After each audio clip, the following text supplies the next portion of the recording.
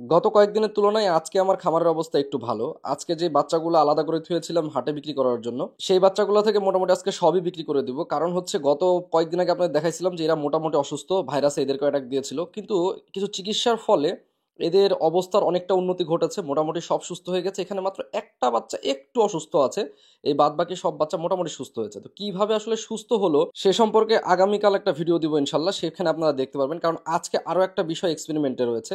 বড় মুরগির ক্ষেত্রেও একটা এক্সপেরিমেন্ট রয়েছে। গতকালকেও কিন্তু আমি আপনাদেরকে বলেছিলাম যে একটা মুরগি আমার আজকে 4-5 দিন যাবত সার্ভাইভ করে আছে।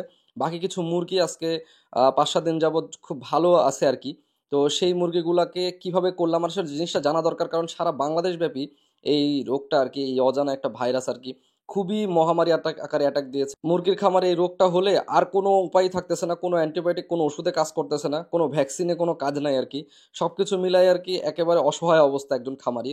তো আমি আসলে অনেক ধরনের ওষুধ, অনেক ধরনের এক্সপেরিমেন্ট করে আপনাদেরকে বলছিলাম, সেই জায়গা থেকে কিছুটা সাফল্য পেয়েছি। আসলে আংশিক কোনো ইনফরমেশন দিতে যাচ্ছি না, কারণ যেহেতু রোগটা সিরিয়াস আর কষ্ট করে যেহেতু করেছি, তো আর একদিন অপেক্ষা করেন। আর আপনাদের যদি এই ট্রিটমেন্ট সম্পর্কে কোনো কিছু জানার আগ্রহ থাকে তাহলে অবশ্যই আমাকে কমেন্ট করে জানান। আর আমিও চাচ্ছিলাম না একটা হজবরল ভিডিও দিতে, কারণ কয়েকদিন যাবত অনেক হজবরল ভিডিও হয়েছে, কখনো বার্ড ফ্লু ট্রিটমেন্ট, কখনো এই ট্রিটমেন্ট ওই ট্রিটমেন্ট, আসলে একেবারে হজবরল অবস্থা। তো আপনারা যদি দেখা যাচ্ছে ওই রকম ভাবে ট্রিটমেন্ট করে কোনো রেজাল্টই না পান তখন লাভ কি? আর এই যে আমার মোরগটাকে একটা রেখে দিয়েছি, একটা কালো মোরগ এখানে, আর এই লাল মুরগিটা এখনো হালকা একটু অসুস্থ মুরগির বাচ্চাটা, আর এই কালো মুরগির বাচ্চাটাকে রেখে দেওয়ার উদ্দেশ্য হচ্ছে এখান থেকে যদি সার্ভাইভ করে তাহলে এই যে এত বড় একটা ধাক্কা পাইছিলাম তার স্মৃতি হিসাবে এই মোরগটাকে আমি রেখে দিলাম আর কি, কালো মোরগটাকে। এটাকে বিক্রি করবো না কখনো।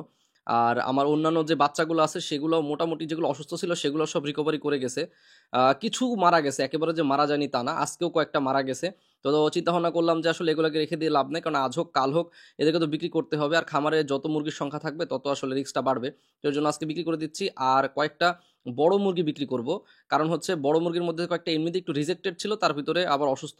একটু সংখ্যা কমলে আমারও একটু প্রেশারটা কমবে, কয়েকটা বিক্রি করছি। আর এই বাচ্চাগুলো দেখতে পাচ্ছেন খুবই অসুস্থ ছিল, এখানে বাচ্চাগুলো খুবই অসুস্থ ছিল, এদেরকে সেপারেট করে রাখছিলাম। এদের মলগুলো একেবারে সবুজ ছিল, এই যে এই মুরগির তলে দেখতেছেন মল, ঠিক ওই রকম মলটা এখন মোটামুটি স্বাভাবিক হয়ে গেছে। আর বাজারে কিন্তু তারপরেও এদেরকে বিক্রি করছি হচ্ছে যারা কেটে বিক্রি করে তাদের।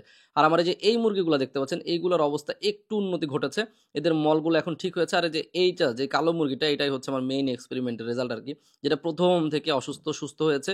এবং আজকে ওর মলের রেজাল্টটা একদম ক্লিয়ার হয়ে গেছে। আজকেও একটা বড় মুরগি মারা গেছে, যে হাঁসের বাচ্চা মারা যাচ্ছিল, গতকালকে থেকে বাচ্চাটা এখনো সার্ভাইভ করে আছে। আমি ওকে সাইড করে এমনি রেখে দিয়েছি। আর মলগুলো দেখতে পাচ্ছেন এখন অনেকটাই কালার চেঞ্জ হয়ে গেছে, অরিজিনাল মুরগির যে মল সেরকম হচ্ছে, সবুজ রংটা চলে গেছে। আর কিছুক্ষণ আগে পাতলা পায়খানা করতেছিল হালকা হালকা, এখন মোটামুটি শক্ত হয়ে গেছে।